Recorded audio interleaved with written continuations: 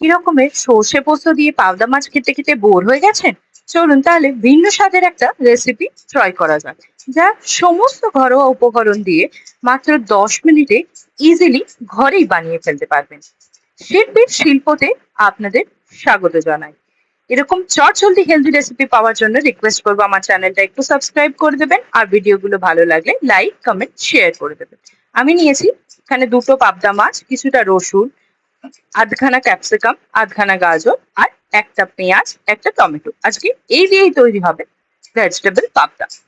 প্রথমে আমরা এখানে রসুনগুলোকে একটু ভালো করে কুচি করে কেটে নেব।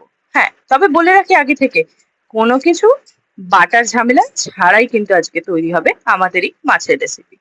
পেঁয়াজ দেখতেই পাচ্ছেন, পেঁয়াজ, রসুন, একে একে গাজর, ক্যাপসিকাম, টমেটো, সমস্ত সবজিগুলোকে আমি ভালো করে একটু ছোট্ট করে কুচি কুচি করে কেটে নেব। যেরকম আমরা ঠিক চাউমিনের ক্ষেত্রে কেটে থাকি, তার থেকেও আরো একটু ছোট। টমেটোটাও আমি এখানে 6 পিস করে কেটেছি। এবার আর কি, কড়াইতে তেল দিয়ে মাছগুলোকে ভাজতে বসিয়ে দিলাম। মাছ ভাজতে মিনিট 5 লাগবে। ততক্ষণ আপনারা সাবস্ক্রাইব না করে থাকলে প্লিজ চ্যানেলটা সাবস্ক্রাইব করে দেবেন। আমার মাছ ভাজার এক পিঠ প্রায় কমপ্লিট, আর একটু উল্টো করে উল্টো পিঠ ভেজে নিলেই হলো। ব্যাস, মাছ ভাজা পুরোপুরি কমপ্লিট। এবার এই মাছের তেলেই বাকি রান্নাটা সেরে ফেলবো। আপনারা যদি তেলটা কম করতে চান, তাহলে এখানে তেলটা কমিয়েও নিতে পারেন। আমি যেহেতু অল্প তেল দিয়েছিলাম, তাই এই তেলেই বসিয়ে দিলাম। এখানে কেটে রাখা পেঁয়াজ, রসুন, তার সাথে দিয়েছি দুটো কাঁচা লঙ্কা, একসাথে ভালো করে নাড়াচাড়া করে নেব।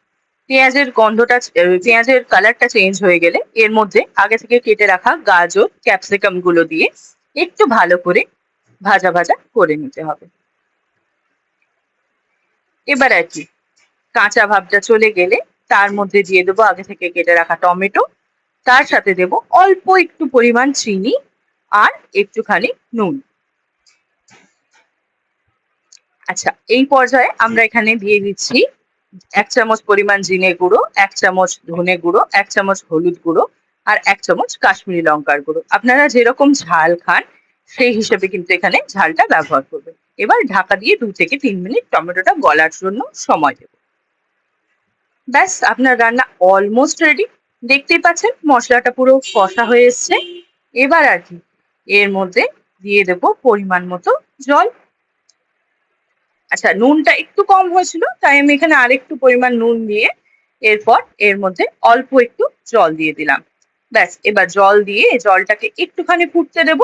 জলটা ফুটে উঠলে জলের মধ্যে আগে থেকে ভেজে রাখা মাছগুলো দিয়ে দেব। ব্যাস, আপনার রান্না এবার আর কি, একটু নেড়ে চেড়ে 2-3 মিনিট ফুটিয়ে নিন। আপনার রান্না একদম রেডি। গরম গরম ভাতের সাথে খেয়ে অবশ্যই আমাকে জানাবেন কিন্তু আপনাদের খেতে কেমন লাগলো। আর হ্যাঁ, যাওয়ার আগে কিন্তু চ্যানেলটা প্লিজ সাবস্ক্রাইব করে ভিডিওটাকে লাইক কমেন্ট শেয়ার করে দেবেন। আজকের মতো তাহলে চলি, টাটা।